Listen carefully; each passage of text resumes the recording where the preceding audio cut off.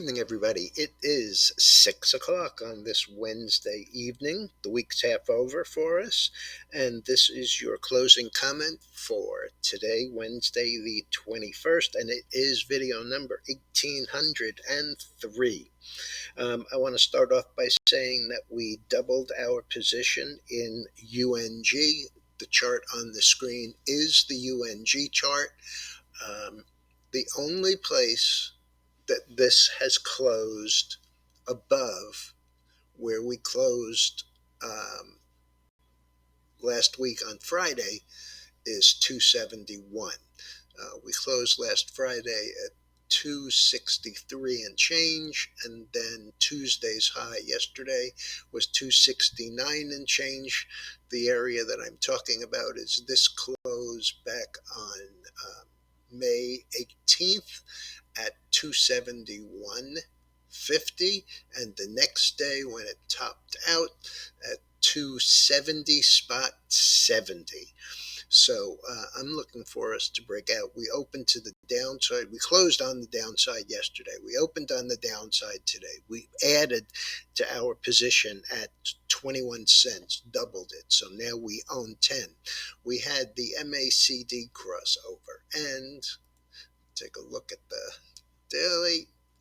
We also had the 5 and 20 day crossover. Let's go to the weekly to see where we are. And as you can see, the area that I'm talking about is right here. We have broken above the downtrend line. We did at the end of last week. We hit it early in the week. We closed on the high last week. So a close over that 270.70 would set us up for this $3, which was the recovery high.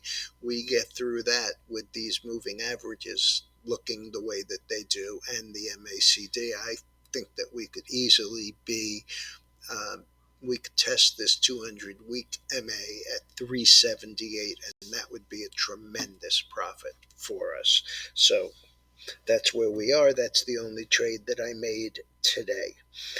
As far as economic news today, it was mortgage apps. It was Powell at the Congress. You know, really a nothing burger.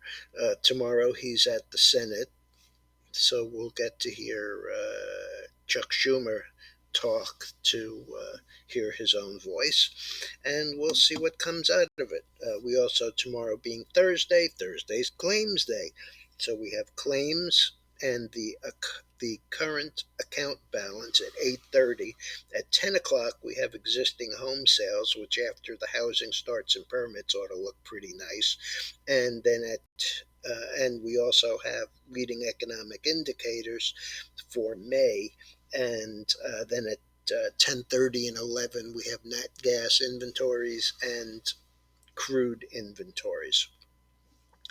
As it relates to those home numbers, existing sales, we had earnings today from Kaufman and Broad, KBH, beat top and bottom line. It really didn't look like much, but I'll put it in context for you. We had closed at 52.01, up 96 cents. That was a high since 2007. Yesterday, if you recall, I mentioned about Lennar and D.R. Horton and Pulte. They were all at new all-time highs. Kaufman and Broad was not, but as I said, this high is the highest it's been since 2007. And we surpassed that $52 and change by trading up to $54.59 after the close. The last I have on it is $52.37. That's up $1.33. Or 2.6%. It doesn't really sound all that exciting, but I will remind you that this company started the year at $32, $32.04 to be exact, and now we've traded as high as 54 and a half. which is about a 66% rise. So certainly nothing to sneeze at. Federal Express did a little better today than it did last night. Last night it traded down on the earnings, traded as low as 214 and change, but it never traded anywhere near that uh, at the close last night. And this morning it only traded down to about 226, down 565, and in point of fact, it closed down substantially less. I mean, the stock was $12 lower last night after the numbers. Also, Root, ROOT. Root is an insurance company. The stock has a history of trading pretty much mostly in the $5 and $6 area. Closed yesterday at 602 and was down 33 cents. Today, embedded insurance comes out with a talk, or the Wall Street Journal reported they were in talks to be taken over at $19.34. That would be roughly a 300% gain. During the day, the stock traded as high as 12.52, but in late trading, it has traded as high as 14.70 with a last of 13.34. That's up $7.32, and that is a gain of 122%. So we'll have to see whether the numbers prove accurate tomorrow, but clearly we'll know. Wall Street Journal is a pretty decent source for information like this. Also, Intel, with all of the chip stocks taking it on the chin today, Intel clearly was one of the worst. And, they have this new foundry business that they are talking about. The stock closed 37.11,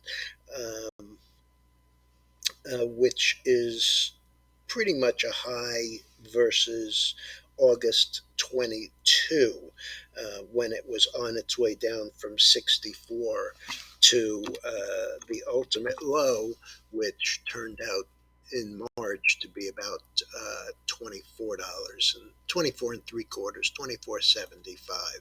In any event, yesterday it hit a recovery high of 37.11, and closed at 35, down $1.37.